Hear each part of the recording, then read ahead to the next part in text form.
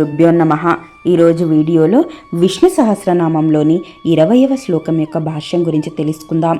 మహీశ్వాసో మహీభర్త శ్రీనివాస సతాంగతి అనిరుద్ధుస్సురానందో గోవిందో గోవిదాంపతి.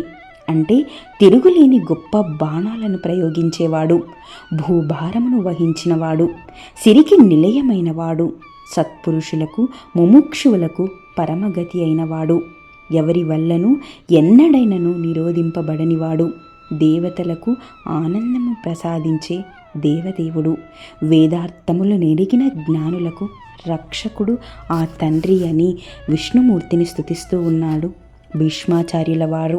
ఇది అండి విష్ణు సహస్రనామంలోని 20వ శ్లోకం యొక్క భాష్యం గురించి. నెక్స్ట్ వీడియోలో 21 శ్లోకం యొక్క భాష్యం గురించి తెలుసుకుందాం. ఈ వీడియో కనుక మీకు నచ్చితే లైక్ చేయండి, షేర్ చేయండి. సునీత యజ్ఞమూర్తి వ్లాగ్ని సబ్స్క్రైబ్ చేసుకోవడం మాత్రం మర్చిపోవద్దు.